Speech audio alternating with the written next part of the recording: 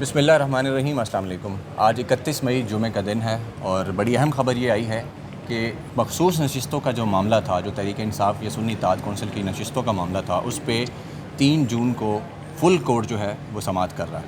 اب full court میں ایک جج کم ہیں تو وہ بیمار ہیں، اس وجہ سے تو باقی جو 13 جج ہیں وہ اس پہ سماعت کر رہے ہیں.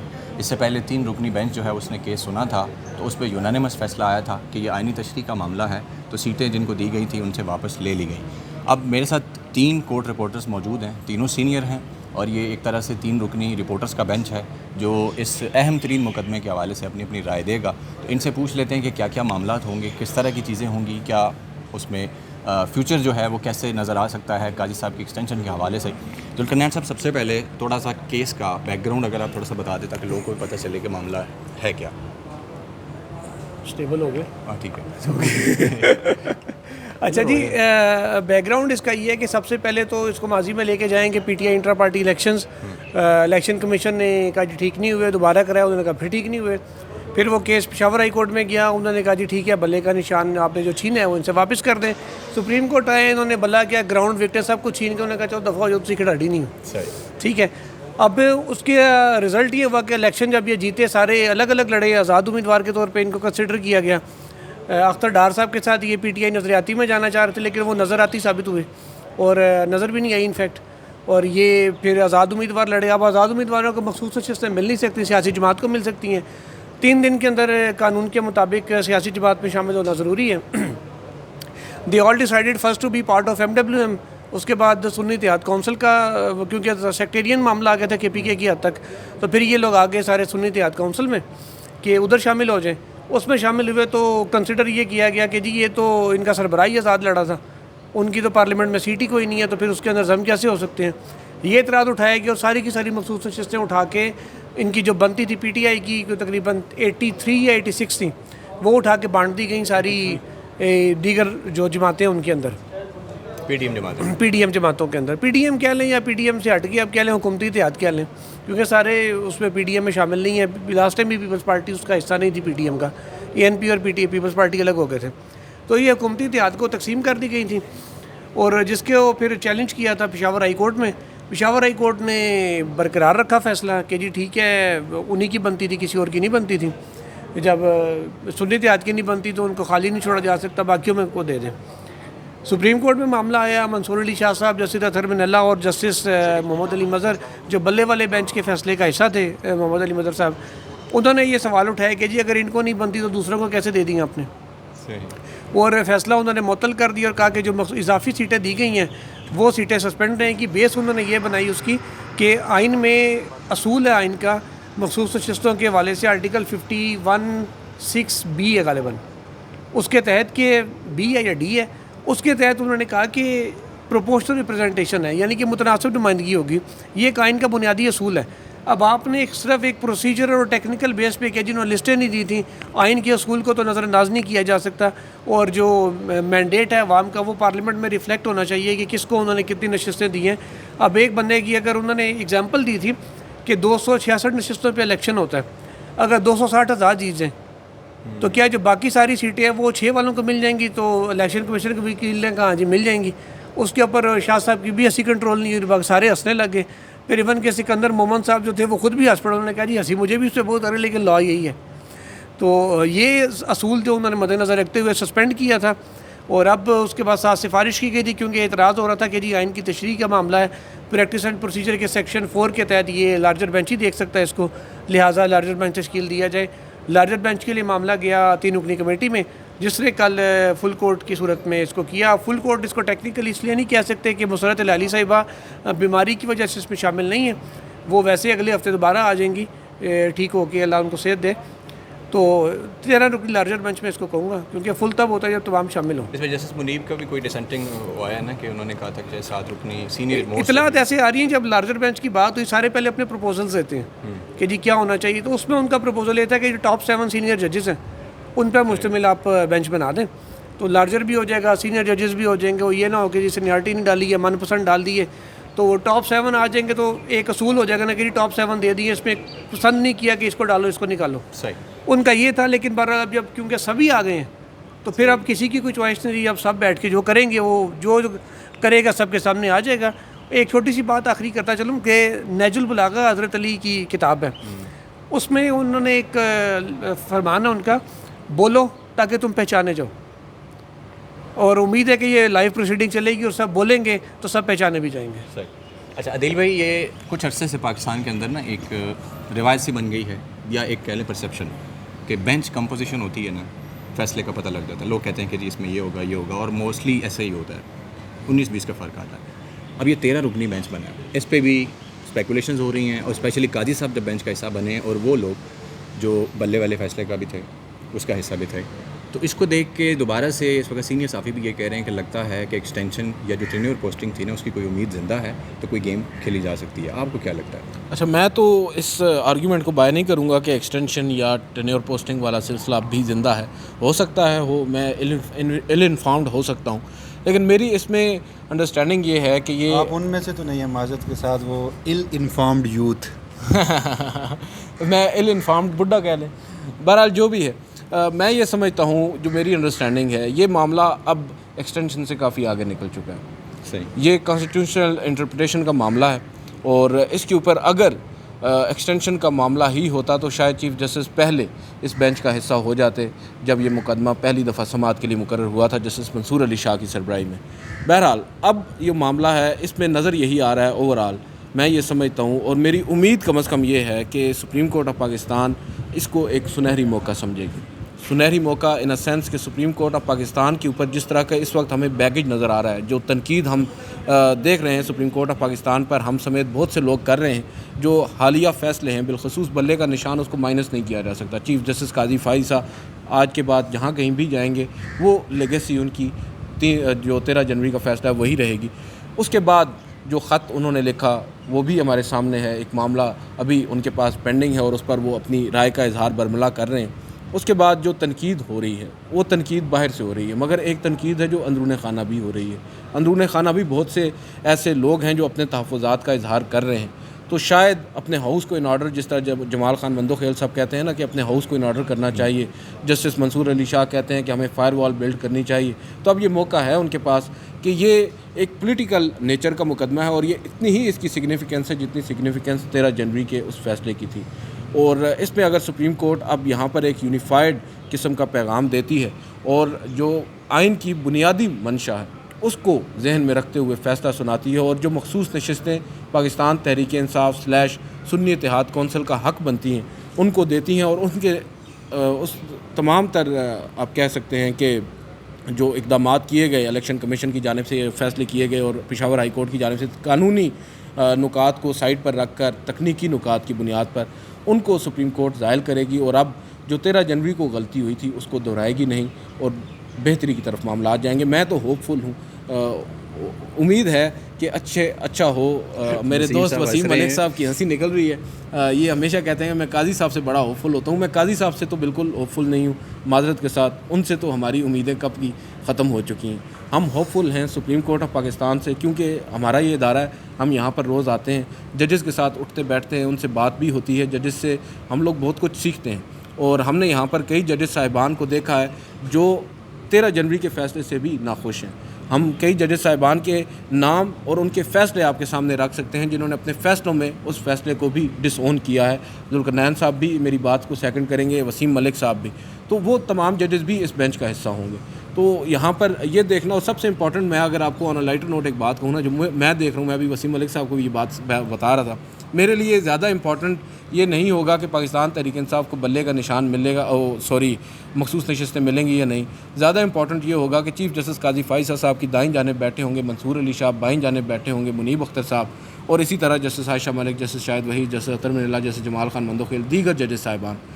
جب 13 جنوری کے اس فیصلے کا ذکر وہاں پر ہوگا, اور وہ ہوگا, وہ ہر صورت میں ہوگا, وہاں پر چیف جسٹس قاضی فائز صاحب کا پھر کوئی رد عمل آئے گا. یہ بڑا انٹرسٹنگ منظر ہوگا دیکھنے والا. اچھا نہیں, میرا بنیادی سوال یہ تھا کہ کمپوزیشن آف بینچ سے آپ کو کوئی پریڈکشن آپ کر سکتے ہیں کہ 13 کو دیکھ کے کیا لگتا ہے آپ کو؟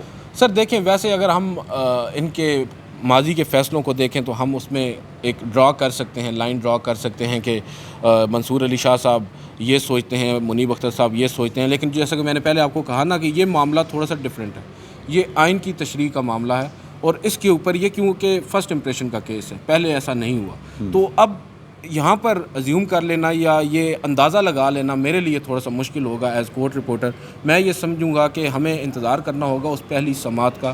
پہلی سماعت پر ہی ہمیں کلیئر ہو جائے گا کہ ججز صاحبان کس جانب جا رہے ہیں، وہ کس سوچ کے ساتھ اس بینچ میں بیٹھ رہے ہیں. ٹھیک ہے. اچھا ملک صاحب، فیصل واوڈر نے پریڈکشن کی تھی کہ پی ٹی آئی کے پاس بلہ نہیں رہے گا، اور اس کے بعد سب نے دیکھا بلہ نہیں رہا. اس سے پہلے راجہ ریاض صاحب نے راجہ ریاض، اچھا اس کے بعد جاوید لطیف صاحب نے کہا تھا کہ نیا چیف جسٹس آ رہا ہے وہ نوری کو انصاف دے گا، تو وہ انصاف بھی ملے. یعنی جو پریڈکشنز ہو رہی تھی وہ پوری ہوتی گئی، بلہ چلا گیا.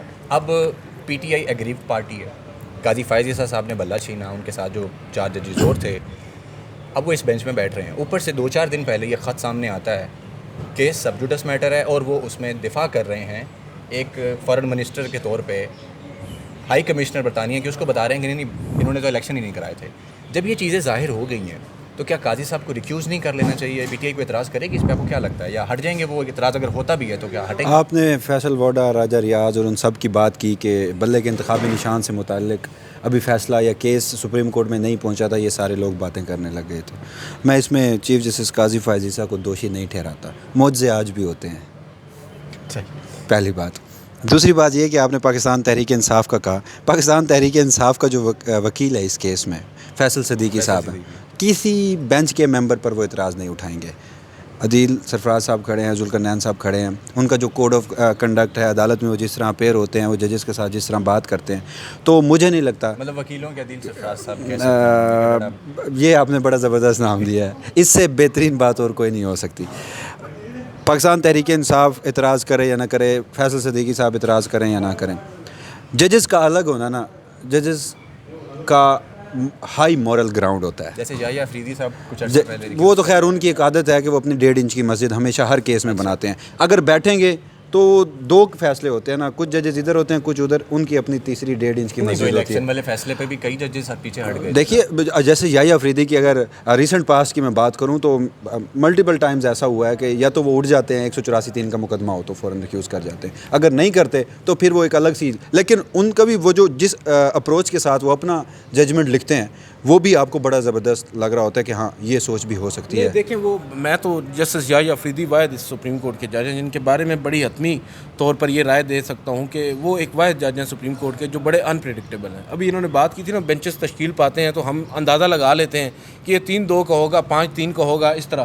Justice Yahya Afridi is the only جج جن کے بارے میں آپ رائے قائم نہیں کر سکتے پرائر ٹو دا ہیئرنگ. کوئی شک نہیں اس میں کہ وہ انپریڈکٹیبل چلتے ہیں، اور بہت سے لوگ کچھ اور سوچ رہے ہوتے ہیں. وہ بہت کم کویسچن پوچھتے ہیں، لیکن جو کویسچن بالکل سماعت کے اینڈ میں پوچھے نا، سمجھ لیں وہ ان کا فیصلہ ہوتا ہے. میں اتنا ان کے حوالے سے کہہ سکتا ہوں. لیکن جس طرح آپ دونوں نے بات کی بالکل ٹھیک بات کی، لیکن جو میں سمجھاؤں نا وہ کچھ غیر ضروری طور پر بھی محتاط ہیں. اب جیسے دیکھیں بلے یہ جو ججز از خود نوٹس کیس کی سماعت تھی، انہیں وہ سننی چاہیے تھی. فیصلہ جو بھی دیتے عدلیہ کی آزادی کا معاملہ تھا، مگر جو مجھے ان کا کنڈکٹ نظر آیا یہ بھی اس میں حقیقت ہے کہ ماضی میں سپریم کورٹ آف پاکستان 184(3) کے مقدمات میں جس طرح باہر نکل کر کھیلی ہے، اور وہ جوڈیشری جس طرح ایکٹیویزم کا شکار ہوئی تھی، وہ شاید خود کو اس سے دور رکھنا چاہتے ہیں. مستقبل کے چیف جسٹس بھی ہیں، اور جس طرح ان دونوں نے کہا کہ وہ انپریڈکٹیبل بھی ہیں. لیکن کچھ ایسے معاملات جس میں یہ سمجھتا ہوں ممکن ہے آپ لوگ اختلاف کریں کہ ان کا بیٹھنا اور اس کیس میں ان کا فیصلہ سنانا ضروری تھا، جیسے یہ ججز کے از خود نوٹس کیس کی سماعت تھی. اچھا اب آپ نے اس بات سے اتفاق کرتا ہوں. اچھا اب جو بات تھی نا، آپ نے کہا کہ ججز کو بیٹھنا چاہیے، جسٹس محمد علی مظہر اور چیف جسٹس قاضی فائز عیسیٰ کا آپ نے نام لیا. جب بھی اعتراض ہوتا ہے تو جج کے اوپر یہ بائنڈنگ نہیں ہے کہ وہ اعتراض کے اوپر ہر صورت اٹھے گا. سپریم کورٹ آف پاکستان کا جسٹس جواز خواجہ کا غالباً یہ فیصلہ ہے. جج ہائی مورل گراؤنڈ کو دیکھتے ہوئے اٹھتا ہے. تو جب ہم ہائی مورل گراؤنڈ کی بات کر رہے ہیں تو دوسری طرف ہم جسٹس محمد علی مظہر اور چیف جسٹس قاضی فائز عیسیٰ کی بات کر رہے ہیں. اس سے زیادہ میں کچھ نہیں بولتا. میرے نزدیک اب 2 باتیں ہیں اس کیس میں. یہ جو ہم دیکھ رہے ہیں کہ کس ریشو سے کیا فیصلہ آتا ہے، اس کیس میں ریشو نہیں دیکھ رہا. اس کیس میں 2 چیزیں دیکھ رہا ہوں. ایک طرف ایک سوچ وہ ہوگی جو چیف جسٹس قاضی فائز عیسیٰ اور ان کی سوچ سے مطابقت رکھنے والے ججز کی سوچ ہوگی کہ کیا سنی اتحاد کونسل ایک پارلیمانی جماعت تھی یا نہیں تھی، جس بنیاد پر الیکشن کمیشن آف پاکستان نے فیصلہ دیا تھا. جو دوسرے ججز ہیں جس میں جسٹس منصور علی شاہ، جسٹس اطہر من اللہ، میں جسٹس منیب اختر، جسٹس عائشہ ملک، وہ دیکھیں ان میں باقی مزید کون سے ججز ایڈ ہوتے ہیں. وہ کانسٹیٹیوشنل انٹرپریٹیشن کی طرف جا رہے ہیں, وہ پروپورشنل ریپریزنٹیشن کی طرف جا رہے ہیں. وہ آئین کا آرٹیکل 51 جو اس کو دستور میں شامل کرنے کا جو ایک بنیادی مقصد تھا, جو دستور سازوں نے کیا تھا, بڑی سادہ سی بات ہے. میں نے پہلے بھی کسی ویڈیو میں یہ بات کہی ہے کہ آپ ایک سیاسی جماعت ہیں, یا آپ ایک سیاسی جماعت کے یا ایک آئیڈیالوجی کے اوپر یا ایک نظریے کے اوپر الیکشن لڑتے ہیں, ووٹ آپ کو پڑتا ہے, اس تناسب سے آپ کو مخصوص نشستیں ملنی ہیں, اور ہم پولیٹیکل رائیولز ہیں. لیکن کیا ہے کہ مجھے تکنیکی بنیادوں پر آپ نے پیچھے ہٹا کر آپ کا جو مینڈیٹ ہے وہ مجھے دے دیا گیا ہے. تو یہی سین ہوا کہ عمران خان کے نام کا ووٹ اور وہ اس کے بدترین سیاسی مخالفوں کی جھولی میں جا کر گرا دیا. یہ شاید دنیا کی کسی جمہوریت میں ایسا نہیں ہوتا, دنیا کے کسی آئین میں, قانون میں ایسا نہیں ہوتا. لوٹے بھی کئی بن گئے. ہاں جی. اب یہ سارا معاملہ, اچھا میں ایک آخری بات کر کے اجازت لوں, پھر آپ کنٹینیو رکھیے گا. یہ نہ سنی اتحاد کونسل کا کیس ہے, نہ یہ پی ٹی آئی کا کیس ہے, اور نہ اس کیس کا تعلق نون لیگ پیپلز پارٹی ہے کسی اور سے. میری نظر میں یہ جمہوریت کا کیس ہے. ایگزیکٹلی. اور یہی بات جو جسٹس منصور علی شاہ انہوں نے کی تھی, وہ proportional representation, democratic principle, constitutional principle کی طرف گئے تھے. اب دیکھتے ہیں کہ کیا یہ سوچ حاوی آتی ہے, یا پھر چیف جسٹس قاضی فائز عیسیٰ جس طرح وہ بلے کے انتخابی نشان پر اس حد تک آ گئے تھے کہ پاکستان تحریک انصاف نے تو الیکشن کروایا ہی نہیں ہے. انہوں نے کہا ہے الیکشن کمیشن آف پاکستان یہ بات تسلیم کرتا ہے کہ الیکشن کروایا ہے, لیکن قانون کے مطابق نہیں کروایا. چیف جسٹس قاضی فائز عیسیٰ صاحب آج بھی ماننے کو تیار نہیں ہے, خط میں بھی یہ لکھا کہ اس سیاسی جماعت نے انٹرا پارٹی الیکشن نہیں کروایا تھا. تو چیف جسٹس قاضی فائز عیسیٰ اس مقدمے میں بھی, چاہے معذرت کے ساتھ عدیل سرفراز صاحب آج بھی امید سے ہیں, چیف جسٹس قاضی فائز عیسیٰ سے امید ہے انہیں, لیکن مجھے نہیں ہے. وہ آج بھی اسی اپنے بنیادی نقطے پر سٹک رہیں گے. آپ کو میں کتنی دفعہ کہہ چکا ہوں, آپ لوگوں نے میری کھیڑ بنا لی. مجھے قاضی صاحب سے کوئی امید نہیں ہے بھائی جان, امیدیں چھوڑ دی ہیں ہم نے. میں یہ کہہ رہا ہوں as an institution supreme court of Pakistan, Qazi Faez Isa supreme court نہیں ہے. قاضی فائز عیسیٰ صاحب آج فارغ ہو جائیں گے 2-4 مہینوں کے بعد. یہ جسٹس منصور علی شاہ اور جسٹس منیب اختر, میں نے ابھی ہم ایک ویڈیو کر رہے تھے اس میں بھی یہ بات کی ہے کہ جسٹس منصور علی شاہ اور جسٹس منیب اختر جو ہیں انہوں نے اب آئندہ آنے والے 4-5 سال اس سپریم کورٹ کو رن کرنا ہے. تو یہ ان کو طے کرنا ہے کہ وہ اب معاملات کو کس طرف لے کر نہیں, لیکن یہ نہیں حصہ رہیں گے, لیکن ان کے فیصلوں کے اثرات وہ تو سر دیکھیں نا, وہ بیگیج انہوں نے ہی اٹھانا ہے. اب یہ جو فیصلہ ہوگا اس میں یہ ججز بھی شامل ہوں گے.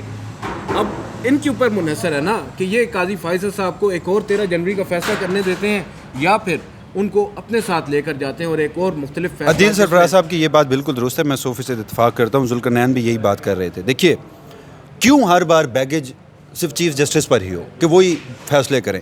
ہمیں اس چیز کو بھی اپریشیٹ کرنا چاہیے کہ ہم مختلف نوعیت کے مقدمات میں فل کورٹ کی تشکیل کا مطالبہ کرتے ہیں.